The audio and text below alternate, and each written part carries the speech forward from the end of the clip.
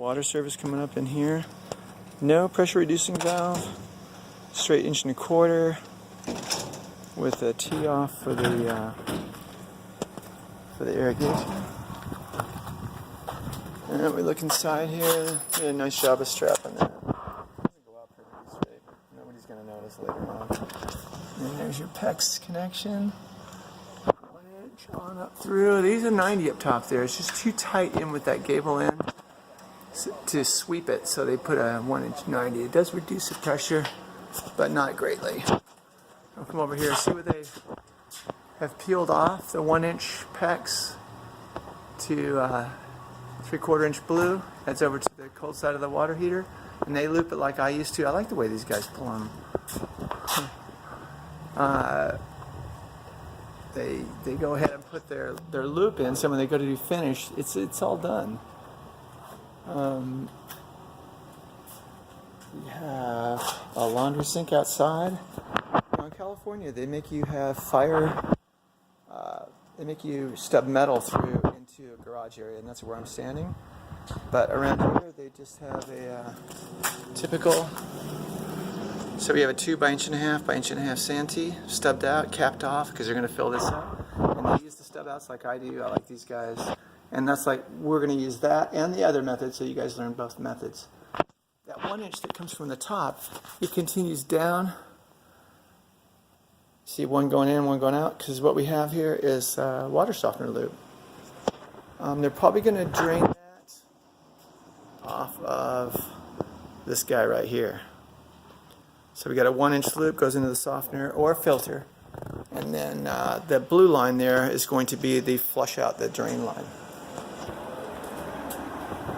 Just as a second note, there's your typical water heater vent. They're pretty lucky here.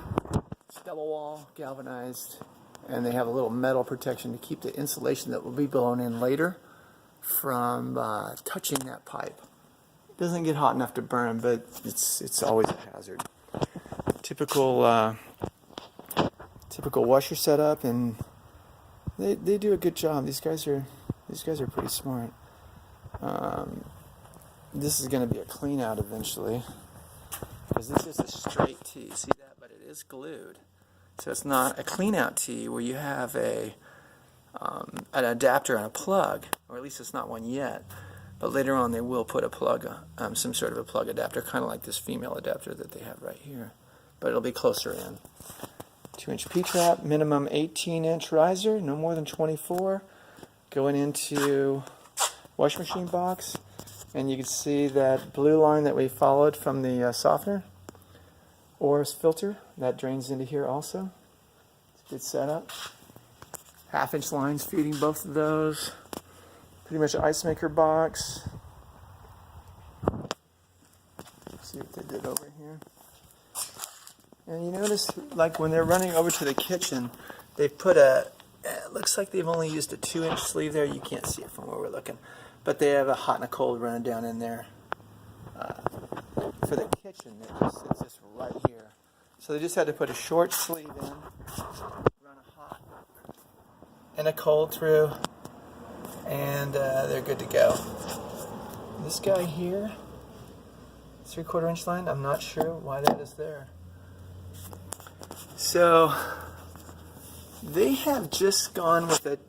I'm not sure what they did here, because we have a. Let's just look at this setup. We have a 2 by 1.5 santee right there.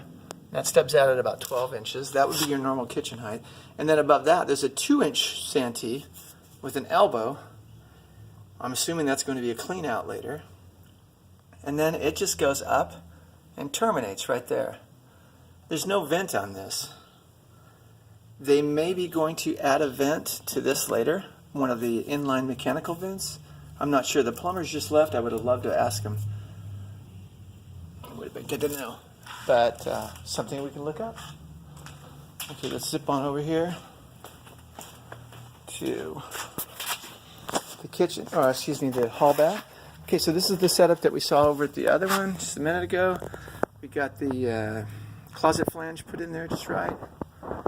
We have nail plates down low.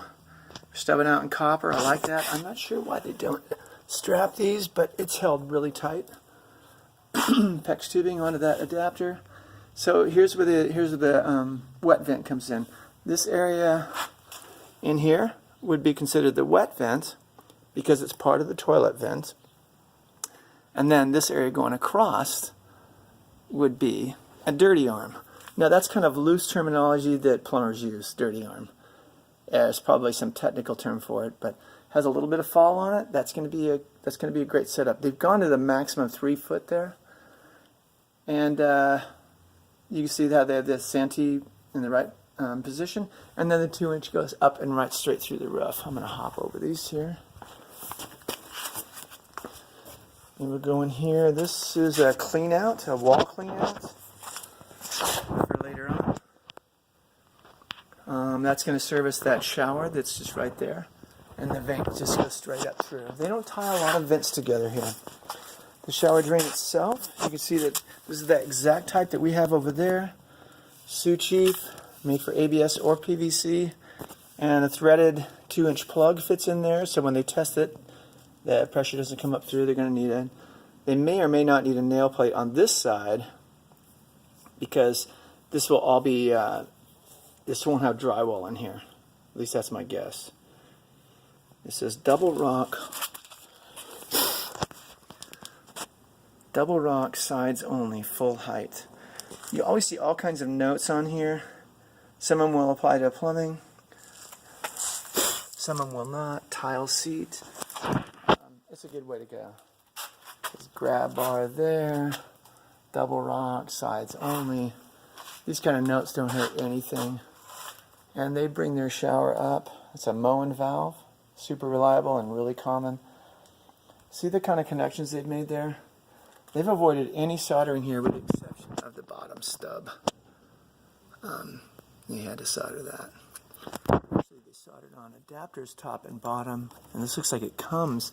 This valve comes with PEX adapters built into it, but not going up and down. This is why I used to use copper right here. You don't have this flexible line here. Not that it really matters. No, I just used to use copper stub up for the shower head. That was a little more rigid. And they've strapped their stuff every 32 inches. You can get a little bit of a view of the cold water line, how it splits off up there, and how they can just fish this stuff around. How you can take a much more direct route to where you're going as opposed to copper, which is all 90 degrees and not real flexible. And they took some liberties here with their hot line, but they didn't want to bend this really sharp, so they just did a big long sweep and stubbed it out. Some more of that really adjustable stuff. I like copper stub outs because I think it works better mostly when we go to put the shut-off valves in later. We talked about this too. So we have one 2-inch line stubbed up for a double lavy, and that fitting right there. 2 by 1.5 inch by 1.5 inch by 1.5 inch figure fitting, and I'm going to try to get one of those somehow in for us. And I don't see any kind of a number on there, but and they unlike what I would say, they use medium sweeps on these. Technically it should be a long sweep. Most inspectors are not going to see that.